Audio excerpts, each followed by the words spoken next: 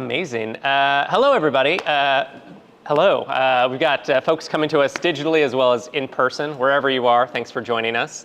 If you don't know who I am, I'm Matt, or Matthew Strout. I'm half of the education department here at Signature Theater. I'm the education programs manager, if you care about titles. Some people do.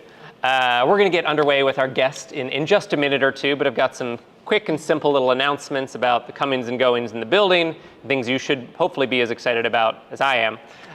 We obviously have Selling Kabul that recently opened over the past couple days in the Arc Theater that runs in the Arc Theater till the 2nd of April, if my notes are correct, which I hope they are. Following this Inside Signature, next month in March, this is March, in April, on the 6th, we've got Jason Ma, who's one of our performers in Pacific Overtures. It'll be a very fun conversation about his experience on Broadway, as well as working as a performer internationally. And we also have, obviously, Pacific Overtures that is starting previews next week in the Max Theater as well, which I would highly encourage you to check out as well. It's going to be an amazing show that's so rarely done, and I'm really excited for folks to see that. If this is your first Inside Signature talk like this, whether it's in person or digital, just some general house rules, recommendations more so than maybe rules. Rules sounds a bit more oppressive, I suppose. First one. It's your first one, Yeah, so this is for your benefit as well. Yeah. If you've got a question or for our guest, raise your hand if you're here in person. We'll do our best to call on you. If you have questions and you're coming to us remotely, drop that in the chat for us, and our friends will pass those questions along for us. And in general, questions, write sentences that end in a question mark, encourage dialogue. The sound of those sentences typically go up at the end, right, rather than go down. Questions promote conversation and dialogue, which is what we want this to be, rather than statements or fits of judgment, right? We all have opinions, which is totally fine, but let's keep this friendly. Let's keep this engaging. An active dialogue rather than confrontational. Not that I have any expectation that is what this will be. Please don't confront me about anything. No, none of that. None of that at all. But I'm excited to get started. I hope you all are as well. I just want to introduce my friend here. We've got Awesta Zarif, who's one of our protagonists, our main characters in Selling Kabul in the Arc Theater. How are you doing today? I'm doing great. I'm so excited to be here. Yeah, happy to have you here today. Thank you. What's your day held so far? It's a Thursday. We're in early March now. Yes. If my calendar is correct.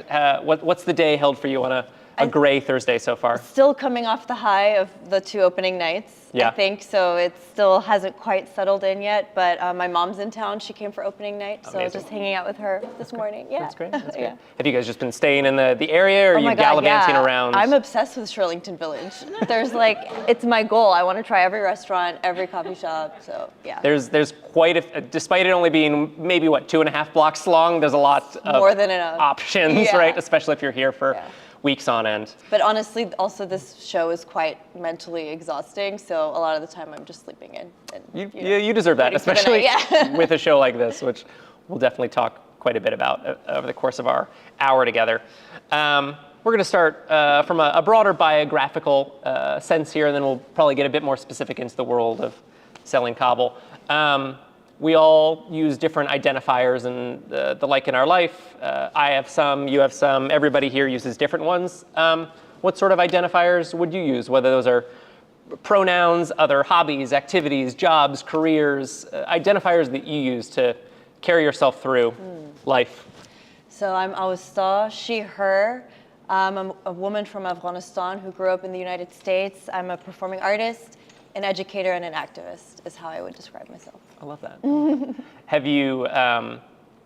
Have those identifiers always been a part of you, do you feel? Have you always felt like an educator? Have you always felt like a performer? Or were those identifier badges that you've clipped onto yourself as you've gotten older and experienced more in life? The performer and sort of activism side was always there, just because of who my parents are and how I was raised. But the educator came later, which is funny because my dad was a professor. Oh, really? And so later when I thought about it, that makes a lot of sense. Okay, of course, I've become a teacher as well. But my dad and my grandmother, there's a lot of teachers in my family, but I didn't start teaching until later in life. So Amazing. We'll come back to that eventually.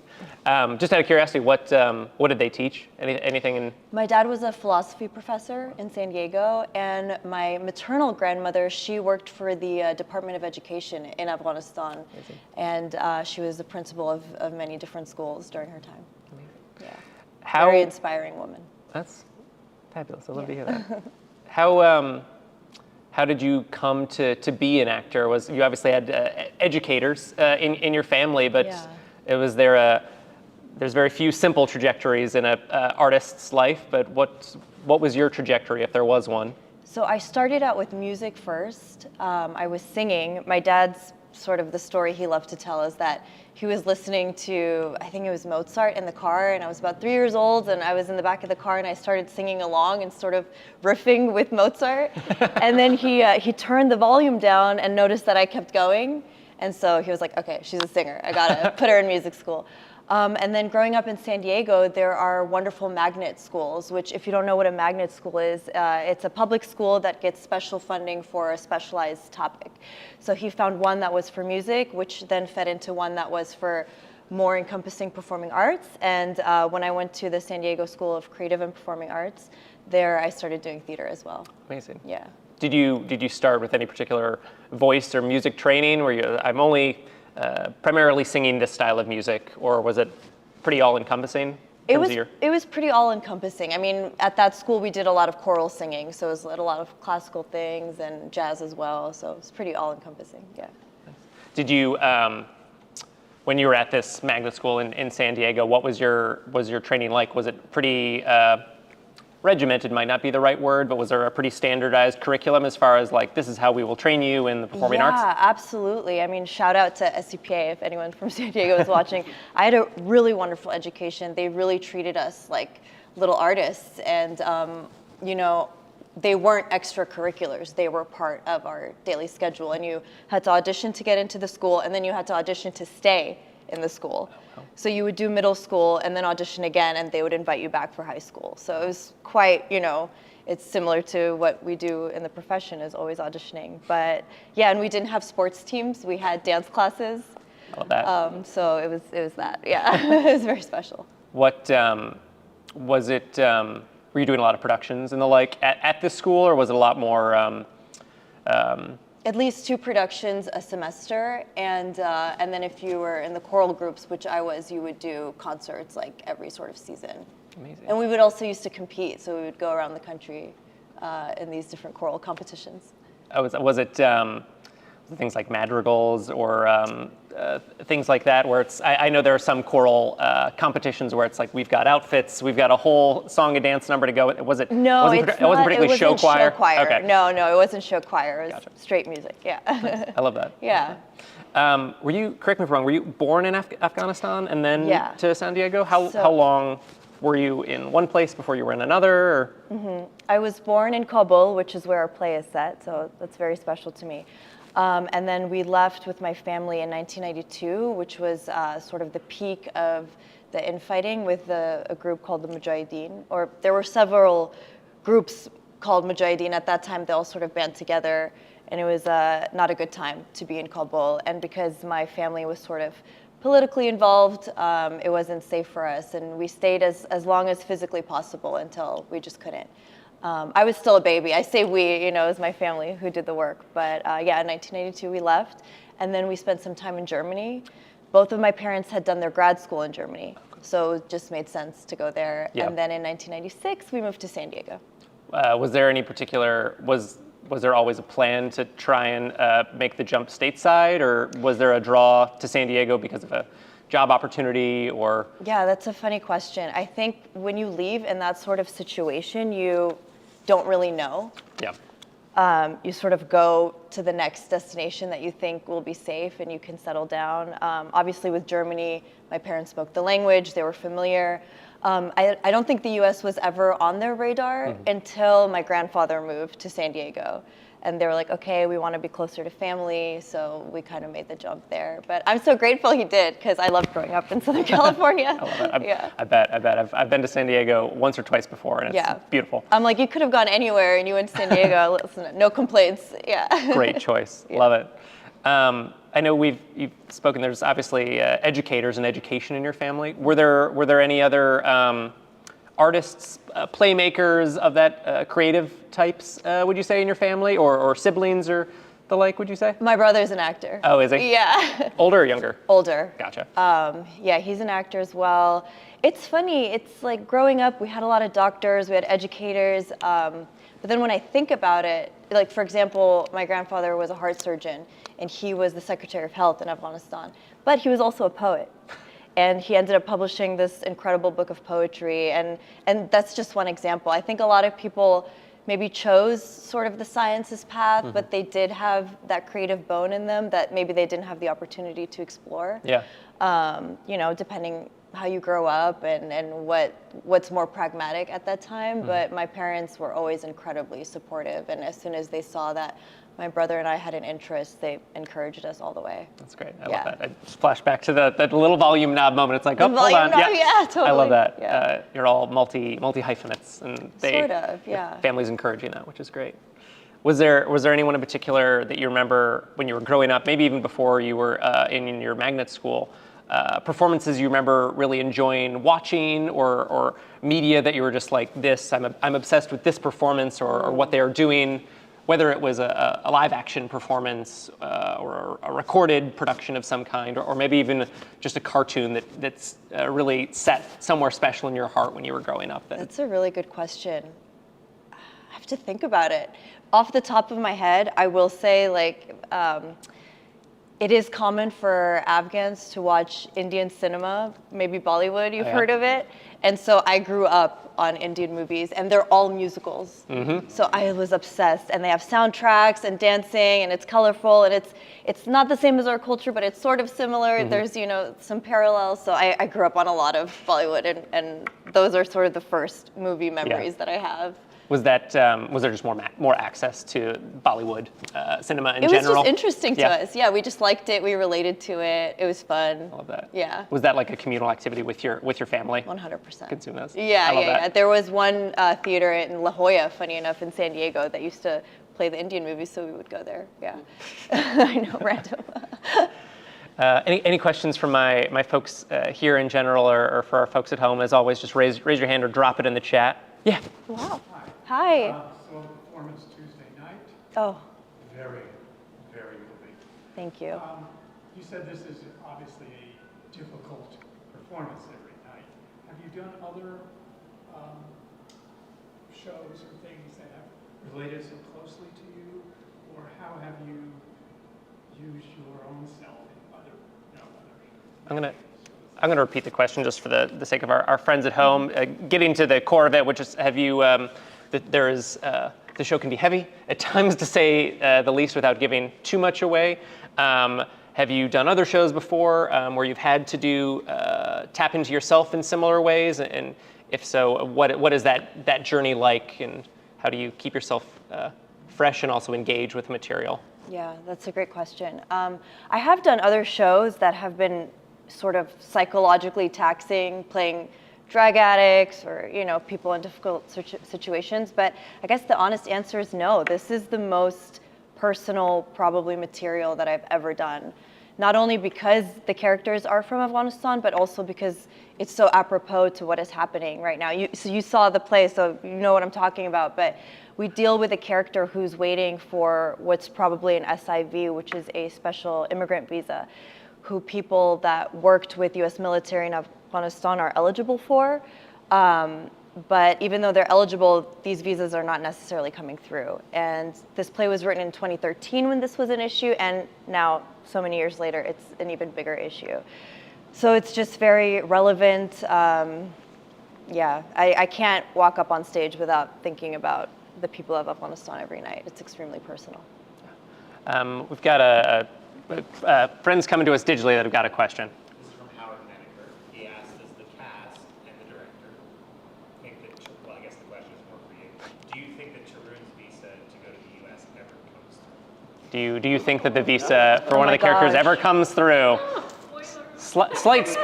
Has everyone seen it? I don't want to say. No? Okay.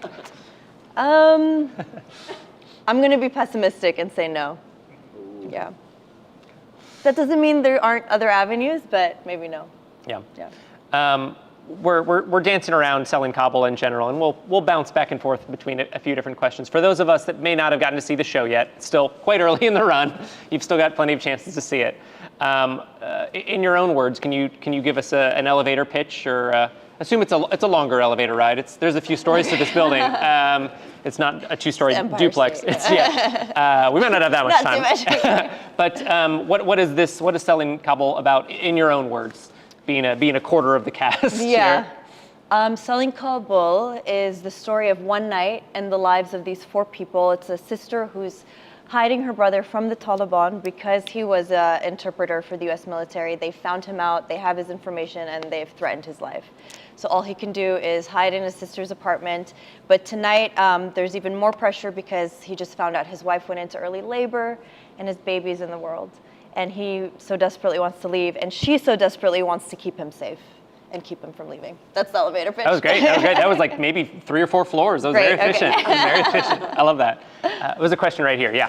Well, Matt's probably getting to it, but I was just wondering what shows you performed in when you were in high school and maybe in college, and which ones of those may have been your favorites, or which made an impression on you? Yeah. Well, Midsummer Night's Dream. Oh. That was my first Shakespeare ever. I played a fairy.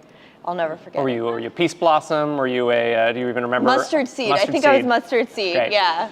Was this in high school or? Musicals? Yeah. Probably the most fun musical I've ever been in is Little Shop of Horrors. Yeah. The music's just so good. That's so fun. It's fun. It's on my dream list of shows for us to do, like in the Arc or something here That would someday. be a great ARC show. I have no control I was over a Ronette. artistic development I'm just here. putting but myself out there. I was a love Ronette. It's their day one. Did you go to undergrad for theater studies as well? I did. I went to Boston University Oh, nice. College of Fine Arts School of Theater. Yeah, Did and you- I did my BFA there. Did you enjoy your time in Boston? Because that is such, when I think of Boston, lovely city. There might be some former inhabitants amongst us here, but Yeah. when I think of Boston, I think it was like that is a big college town. There's more Totally. college students than parking spaces and bedrooms in that place. Like, Yeah. how did it feel? Even diving even more earnestly into your theatrical studies in a city like that. Yeah, that was really interesting because Boston University is such a big university and such a big campus, but our program was a conservatory. So we were really sort of insular and like spent all of our time in our theater building. Yeah. But it was, Boston's a great place to go to undergrad. There's all around you are students. And it's more accessible coming from the West Coast. I felt like it was less overwhelming than like jumping straight into New York City, just for me personally. So I enjoyed it. Yeah. Good. Yeah. The winters, I was like, but then I got used to it. Yeah, when you're walking through the streets and it's like the snow is taller than I am right now. I don't know. But then the spring comes around and it's so beautiful. Exactly. Yeah, and you don't have that experience in Southern California. Yeah, So less so. very special. We had a question from another one of our friends. Have you been in any films, and if not, would you like to? Any experience with television, film, short film, et cetera, et cetera? Yes, I've been in many, a lot of independent films and short films and web series, and yes, I want to continue that just as much as I love theater. I love film and TV as well. Yeah, thank you. But kind of in a similar realm to that question, you've obviously done musicals before, you've done plays, you've done films, short films, and the like. Is there a style of performance, right, or a type of performance that you get the most joy from, or you feel like clicks the most for you? Maybe regardless of like the content itself, but that like I get to do a musical today. That brings me a bit more joy than other ones, or vice versa. I'm sorry to be boring, but I feel like I can't answer that. I just love them all, you know. That's it like fine. Depends on the piece and the mood, and I hope for as long as I can that I am jumping through different genres. I do love something called devised theater, which if you're not familiar with, it's basically creating a play without any source text. So you sort of come up maybe with an idea, and then you and your group, you have rehearsals every day and you improvise every day until you find things that you like and you keep, and then you make it repeatable. I love working in that way. It's not for every piece, but that's a personal favorite style. Do you have, how do you have experience, or how have opportunities such as devised theater come your way, or have you created these opportunities with other collaborators, or have you been a part of programs that have encouraged that? There was exposure to it at BU. Definitely, we were devising all the time there. But then I sort of sought it out, and I did a couple fellowships, one in Italy, one in Croatia. And and those, we were all people coming from different parts of the world with sort of ideas and concepts. And then we just spent our time together in a studio until we created something that we wanted to show. Yeah. Was that for the International Theater That Institute was the work you did? ITI, yeah, International Theater Institute. Can you speak to a little bit more of your experience there? Were you devising theater in these different locations, like for the local population there? Or was it a collaboration in that sense, or was it? So the International Theater Institute is a part of, it's a UNESCO project, and they sort of have partnerships and offices with every country that they work in. The one that we did in Croatia was really sort of research-based, which as an artist is kind of incredible because they said, yes, perform something at the end, but also if it's not done, like no big deal. Like hopefully, you all are just getting to know each other for future projects and things. But we had a man from Nigeria, someone from Ethiopia, we had myself, Latin America, like so many countries were represented. They gave us a place to live and to stay, and we just got spend all day working on these ideas that we had, and sort of a lot of discussion and a lot of like what we as these international artists have in common and trying to learn from each other because the styles of theater between the US and Europe, it's so different. So by the end we did end up performing a couple things, sort of like scenes of different plays. I love that. Yeah. What was with what you were devising, was it, were the discussions or the research, I guess, tied to that immediate vicinity that you were in per se, or was it a more universal topics that you were unpacking and exploring as artists, or was it like? It was a lot of, I think maybe it was just on the mind at the time, but we ended up writing sort of short stories based on relationships. So it was different scenes of people in relationships. Nice. Yeah. Love that. I love Croatia. I was there on my honeymoon. Big fan of Croatia. Oh, amazing. It's a great place. I encourage everyone to go there. Beautiful. Question over here. Is there a role, dramatic, comedic, musical that you were dying to play? It's a role that you would love to play someday. Maybe it's coming down the pike for you, but. I would love to play Salieri in Amadeus. Any particular reason why? He's just filled with so much passion. It's evil passion, but it's passion nonetheless. Yeah, I would love to play that role. I love that. It would be very satisfying in a way. Yeah, Barbara. Do you have anything coming up that's a little bit lighter than this particular production? Is it lighter? The dreaded and encouraging questions, like what's next for you? Yeah, what if anything might be? Well, I love to answer this question when there actually is, because often there isn't. You don't know what's coming up next. But this time, and it's in the DMV area. It's in Maryland, so I hope you all come then as well. But I'm going to be in a production of Ink by James Graham, which is about, I guess it's like marginally lighter. It's about Rupert Murdoch buying the Sun tabloid paper in the 60s in London, and sort of how it became one of the #1 sort of sellers at that time for not great reasons, but it did. Theater. It's a co-production between Olney Theater Center and Roundhouse Theater. Yeah, but it's going to be at the Roundhouse space. Yeah. Good. Yeah, I'm going to be around for a while. You've got a great space. Yeah.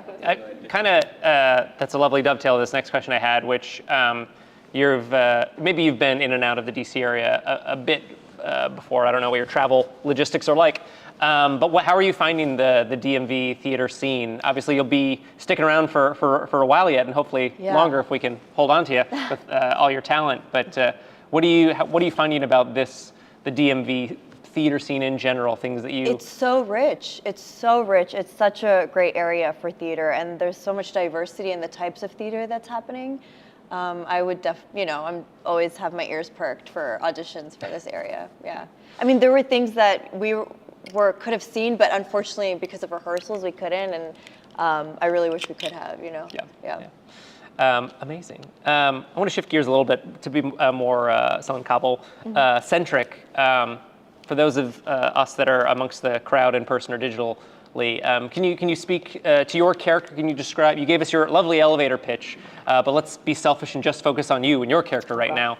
What can you tell? Can you describe your character as? Who are they? What is their day-to-day? What matters to them? What gives them purpose? If that's not too heavy sounding of a question. Afiya to me has always read sort of as like the Afghan every woman. She's the caretaker in her family. She's the one who makes sure that everyone is covered. She's the one who makes sure everyone is safe, and she's always thinking about other people before herself. And she's not always graceful about it necessarily, but at the end of the day, it's all about her family and her family's safety. That's how I would describe her. That's the thing that, to me, that stands out about her. And just, I know so many women like that in my life. It wasn't hard to find examples of the Afiyas in my own life. Yeah. Imagine that.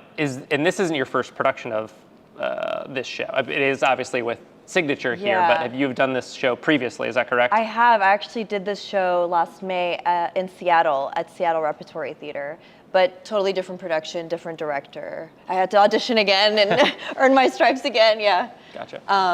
Yeah. Without possibly dragging another production, whether it's this one or another, like, are there comparisons that you can make in terms of just like how one interpretation might be different than another? You don't have to label either of them, obviously, but or just different things that you as an artist are getting via your process and involvement in these productions.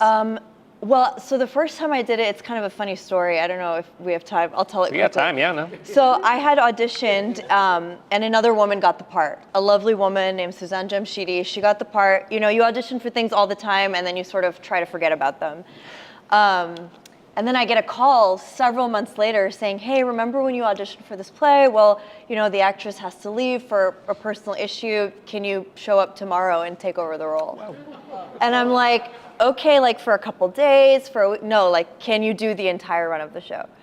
So I showed up on opening night. She got to do it for opening. Oh, wow. I had 3 days to learn the script. And they even said, they're like, oh, if you want to like hold the script for a few days. Yeah. I was like, no, absolutely not. Like, challenge accepted. Yeah, so I got to jump on. I had one session with the director that lasted for about 2 hours because she had to go back to her other job. Valerie Curtis Newton was the director of that production. And yeah, that was really liberating because as an actor, you're always sort of, you get all this time to rehearse, which is good, but you also have time to second guess your instincts and question whether your choices are right and overthink. And I really didn't have that option. Every night was an exploration, and every night, you know, whatever I felt, I was like, okay, this is what I'm feeling, I have to go with it. Mm-hmm. So that was an amazing lesson that I was just sort of like blessed with that will stay with me forever. And then now I got to actually have a rehearsal process. So of course, you know, dove in way deeper this time. For me, the play is very, very well written, Pulitzer Prize finalist. Like, the characters are very clear to me. So I feel like I always sort of understood who she was, but the dynamics have changed. You know, the relationships with the people around her, I think for me this time have changed. So yeah, it's really fascinating to be able to get to do it again. Do you feel like have those dynamics shifted because you now have, obviously time has passed. And different people, and different people, but do you feel like a sizable part of that shift is because you've had 2+ weeks to spend in a room working with these other performers and the director as well, and have these conversations and running the show again and again and again, as opposed to pretty much being thrown in. Time to build having time to build those relationships on stage and off. Yeah, but I think also it was really cool. So both the directors were women. Valerie Curtis Newton is a Black American woman. Shadi Ghairi is an Iranian woman. They both had such different lenses on the project. So also wanting, as a challenge to myself, okay, if I'm gonna do this again, how am I gonna make this interesting for myself? And why do it again unless I can sort of explore and try something new. So yeah, I mean, and definitely being in the room helped with that. Other questions for our friends here? Yeah, Barbara. Question about how you learned the script in 3 days, is that correct? Now, I didn't think that was possible. I didn't either. I don't know. Something happened. My brain was like, you have to accomplish this. You don't have a choice. Need to include that on your resume. Yeah. I didn't do anything. I would Special show up skills at the theater. include. Yeah, I would show up at the theater, work on the script, go home, work on the script. Like, I didn't do anything for 3 days but work on the script. My poor husband also, like, over Zoom, I'm like, I don't care if you're busy, you have to help me. Do you want me to succeed? Well, that's especially because it was the same role in the Seattle production you were playing as is here. Is that correct?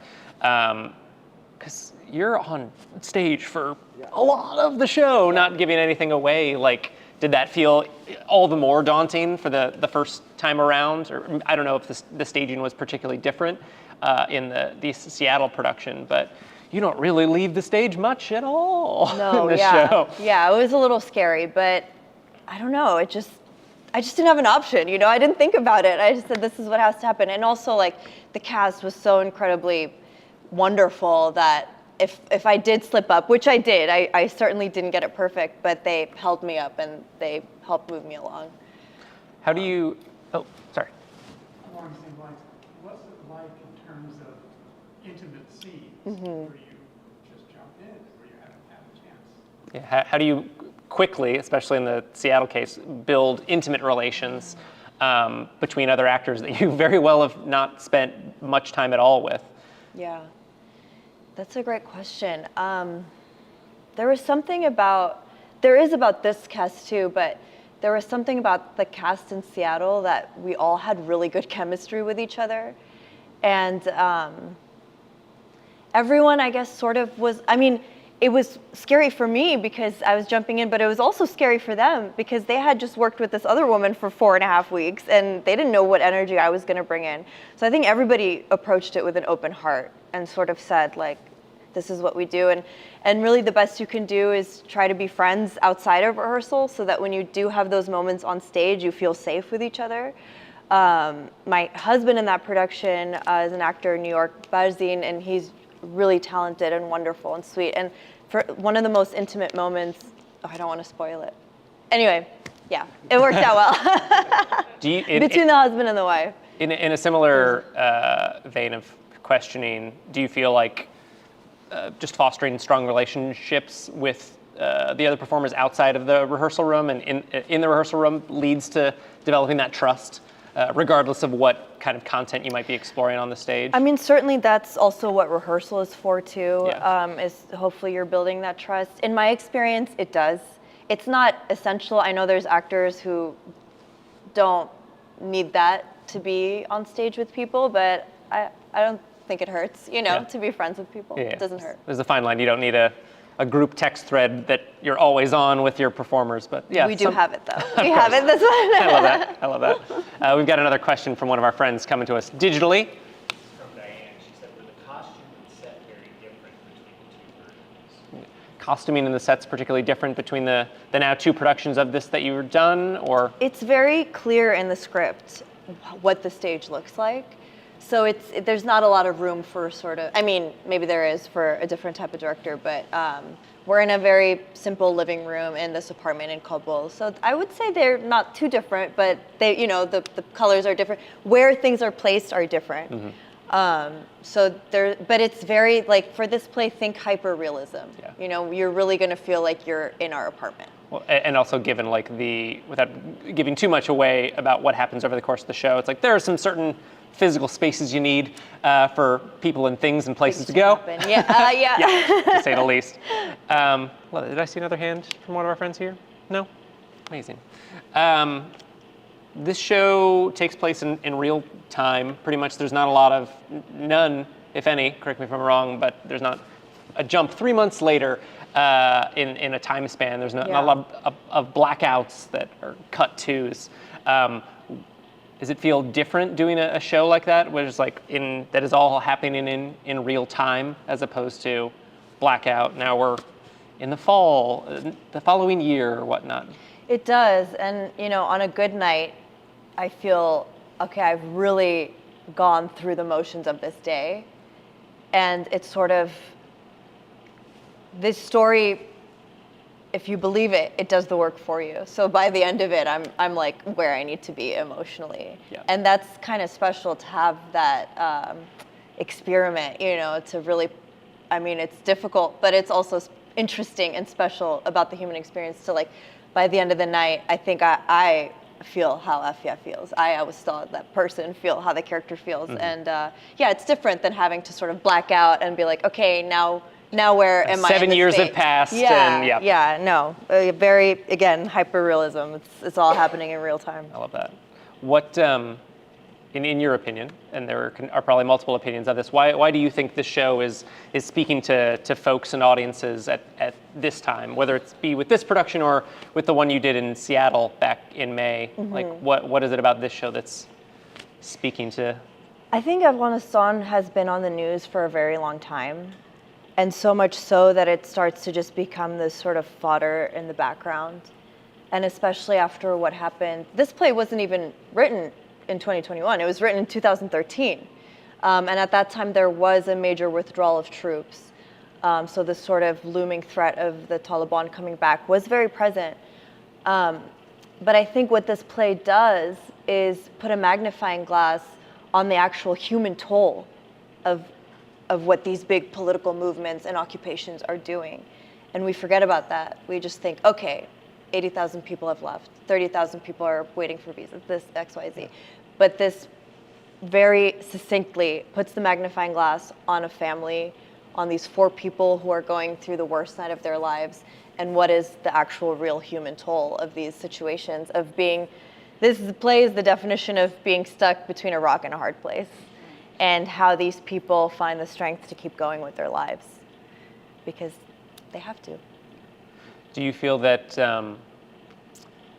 there are many cultures all over the world which are rich and varied and all amazing in their own unique way? Do you feel that by being so specific and having a magnifying glass and looking at this one particular family on this one particular night, it helps open up the doors to broader universal themes and truth that you think 100%. Other audience members in whatever theater this show is happening in, people can be like, I might not culturally live the same experience as you, but this joy, this pain, this whatever you're going through right now, like I can sympathize with it or connect with it. Yeah, 100%, because it also shows like there's a brother and a sister, who love each other very much, and they have this specific dynamic, and there's best friends, and there's a husband and a wife, and these are still people with everyday lives and relationships, and you don't have to be from this culture to be able to relate. And I personally, this is like something that's said in the art world, I don't know, the theater world, but specificity brings out universality. I think the more specific you are in your story, the more someone from totally a different background can look at that and be like, well, I don't have like that exact experience, but it really reminds me of my situation or my dynamic with my brother, or Yeah. So yes, 100%. And also, Afghanistan's not the only country that is going through difficult times, and we have people in our cast. Our understudy who understudies both Layla and Afiya is from Syria, and she just has so many stories and parallels that she's been kind enough to share with us to sort of like bring the reality of what's happening in that part of the world. But yeah, I think it's incredibly universal, and I hope that everyone comes to see it, not just Afghans, not just whatever, but that it's a story that would be interesting for everyone to hear. And I'll just add too, I especially wanted to do it here in the DMV, because this is the second largest Afghan diaspora in the country. And we're right next to Washington, D.C., where people are making very real decisions on policies that impact Afghan people's lives, whether in Afghanistan or here, newly arrived Afghans in the United States. So at the very least, I hope we sort of help continue to get the word out and just remind people what's happening in Afghanistan. Well, thank you for that. Yeah. I think we've got another question from our friends at home. This is another question from Howard. Thanks, Howard. Your bio says you have done a great deal of work in China. Oh. Is that different from acting in the United States? Did you work with other Chinese actors? Were the audience reactions very different? experience, correct me if I'm wrong, have you had done work also abroad in China? Is that true? After graduating BU, I moved to Shanghai for a couple years. Just like you do. Story for another Inside Signature session. Okay. But yeah, I did. I spent about 5 years. I thought I was going to be a drama teacher, and I ended up working as an actor the entire time I was there because there is such a big performance scene that I had no idea about until I landed.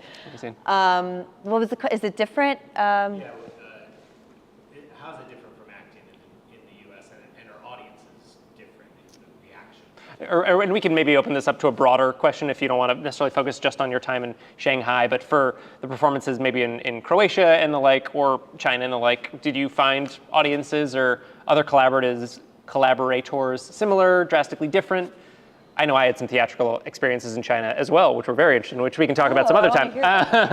But any in particular that might have brought you joy or brought you curiosity? It is very different. It's inherently different because the things that you think are interesting might be very normal to them, and the things that are very normal to you might be very interesting to them. And that applies to anywhere you are, because wherever you go, you bring your own perspective and somebody else brings theirs. So I think it's inevitable. I encourage all artists to go abroad if they can. I know that that's a privileged thing to say, but if you have an opportunity or just even to study the theater that's happening in Asia and Africa and in Europe, definitely do so, because you never know. And seeing somebody's telling a story that might be old for you and having a fresh take on it can change everything. It can change the way you see it. So yeah, it was a different experience, but there were similarities as well. The heartbreak, laughter, same things are funny, same things are sad. Yeah. You were speaking earlier, again, this isn't really spoiling anything, a heavy show at times, especially as you take the journey over the course of the evening with you. For you and your other performers, and you were saying before that it's because it's in real time, you do not have a hard time getting to where your character needs to be by the climax of the show. Do you find, are there any set rituals or ways that you find to come down after that? Are there check-ins with your fellow performers at the end of the evening? Do you take yourself down and get a scoop of ice cream every other day or something?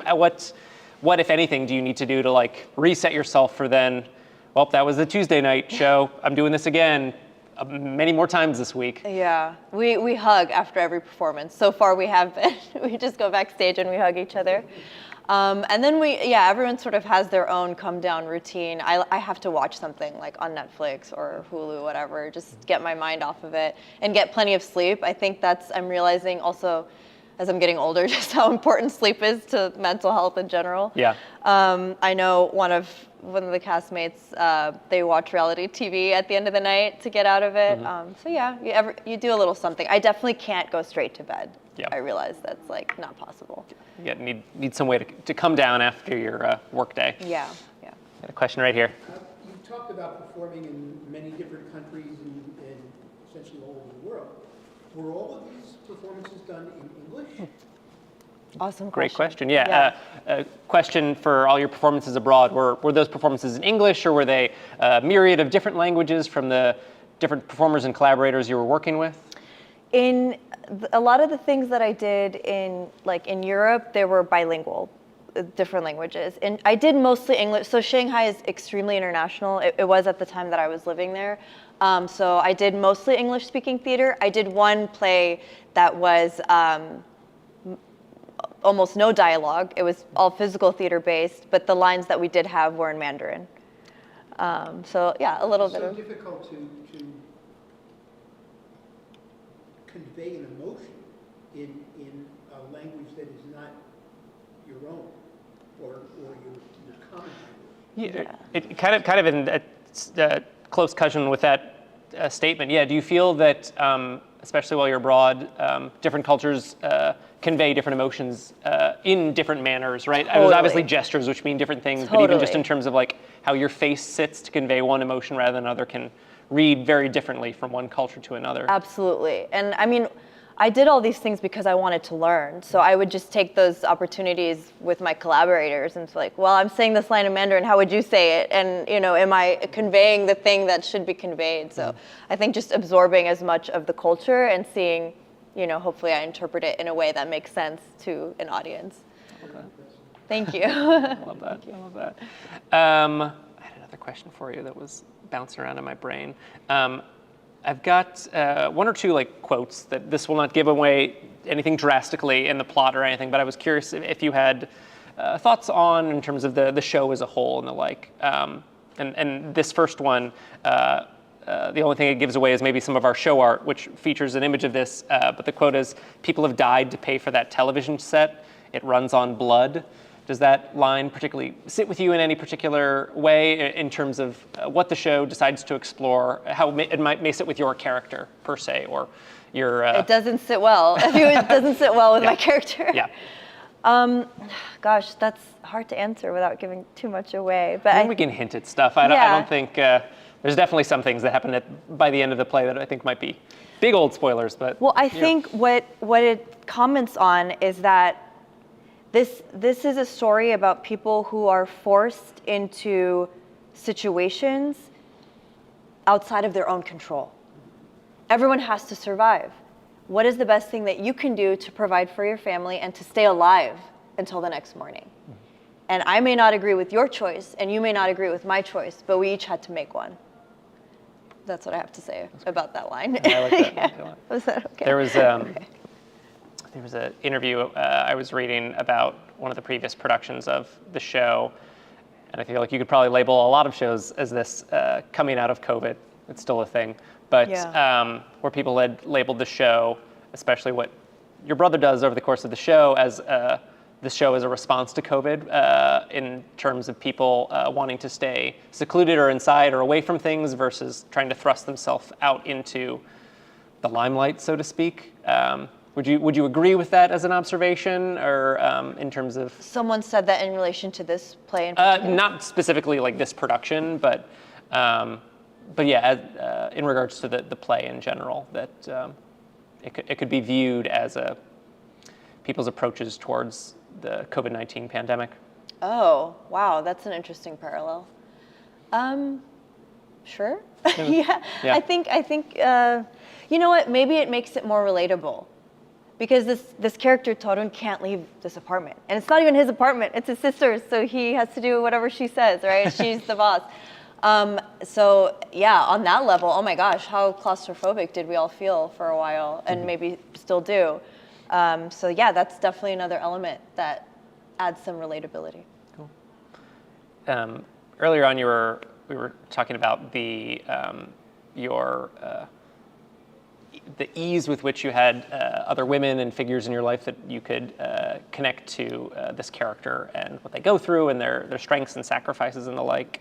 Do you view the show as highlighting the work, the sacrifices that women take on in their day-to-day life? Obviously, this show is very specific in terms of what your character takes on and balances to deal with what's happening around them. Do you feel like it is a strong representation of all the work that women take on themselves, whether they want to or not, in the world? Definitely, I think it is. It's an understated thing because I don't know women to be another way. You know, I just don't.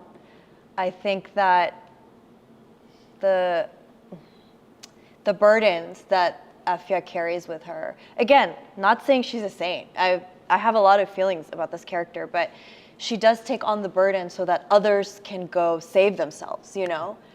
And she chooses, oh my gosh, somebody came to see the play and they wrote this really beautiful sort of review about it. And they said in some cultures, and I would say also in Afghan culture, lying is actually a form of care and love, because you think you're keeping someone from difficult news. Yeah. And that is something Afiya does. That is something my mother has done. That is, I'm looking at her in the crowd. This is something that people do in our cultures, and that's what a weight. Knowing all the bad news, knowing especially everything. Having those stack on top of one another. Yeah, having those stack on top of each other, and also at the end of the day, everyone knows that you are the one who can sort of make decisions appropriately, and so you have no choice but to be that role. I think it's a great representation of women in general in the world. Yeah. We were talking earlier in terms of, we take a magnifying glass and we're looking at this one particular family on this one particular night, and it opens up to more universal themes and understandings for the audience members. Do you feel that this show, kind of in a similar light, helps clear up or answer cultural bits of confusion for people that may not be particularly familiar with the culture that is being explored here? That it removes a veil, so to speak, or demystifies something that may have seemed inarticulately presented either via like Western media or very limited perspectives that might. I mean, it's truly just like a day in the life story. So I think it doesn't go that deeply necessarily into the culture, but Sylvia, not being Afghan, I think has done a good job at sort of giving little hints of things that are specific to Afghan culture, and also myself and one of the other actors, Yusuf Sultani, we are Afghans, so we bring that, we carry that wherever we go, whether we want to or not, which we're happy to do that. And we also, there was a woman named Umaira Gilzai, and she was the cultural consultant on the project. So any sort of questions about the culture, or about the politics, or what was happening in Afghanistan at that time, she was always there to answer those questions.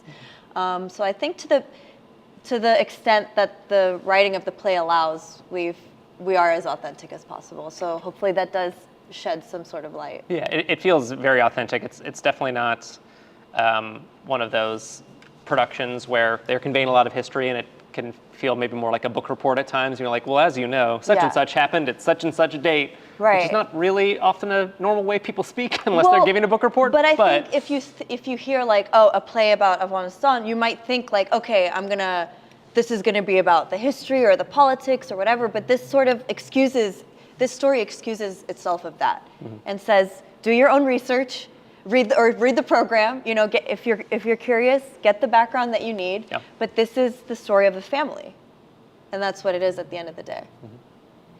When we got another question over here.